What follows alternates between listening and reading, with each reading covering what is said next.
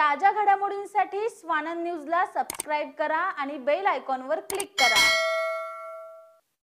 ला दारू पिऊन गाडी चालवणाऱ्यांवर कारवाई करण्यासाठी उल्हासनगर परिमंडळातील उल्हासनगर, अंबरनाथ आणि बदलापूरमध्ये 29 ठिकाणी नाकाबंदी केली जाणार असून 102 अधिकारी आणि 625 कर्मचाऱ्यांसह एसआरपीएफची एक प्लाटून तैनात करण्यात आली आहे, अशी माहिती उल्हासनगरचे पोलीस उपायुक्त सचिन गोरे यांनी दिली आहे।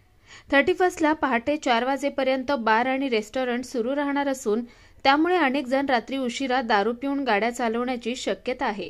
यात कोणताही अपघात किंवा अनुचित प्रकार होऊ नये या अनुषंगाने पोलिसांकडून उल्हासनगर परिमंडळातील उल्हासनगर, अंबरनाथ आणि बदलापूर शहरात 29 ठिकाणी नाकाबंदी केली जाणार आहे। यामध्ये ड्रंक अँड ड्राईव्हच्या केसेस केल्या जाणार असल्याची माहिती पोलीस उपायुक्त सचिन गोरे यांनी दिली आहे। तसंच 31च्या रात्री तडीपार गुन्हेगार, रेकॉर्डवरील गुन्हेगार, गुंड यांच्या शोधासाठी ऑपरेशन ऑल आउट राबवलं जाणार असल्याची माहिती गोरे यांनी दिली आहे।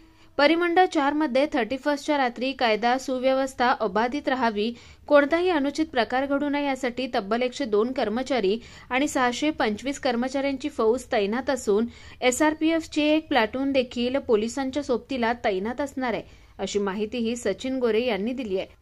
निखिल चव्हाण, स्वानंद मीडिया, उल्हासनगर। नवीन वर्षाच्या अनुषंगाने उल्हासनगर झोनमध्ये 31 डिसेंबर रोजी मॅक्झिमम पोलीस तैनाती होणार आहे। यामध्ये जवळपास 102 अधिकारी आणि 625 कर्मचारी शिवाय एसआरपीएफचं एक प्लाटून आणि इतर जे कर्मचारी त्यांची तैनाती करण्यात येणार आहे।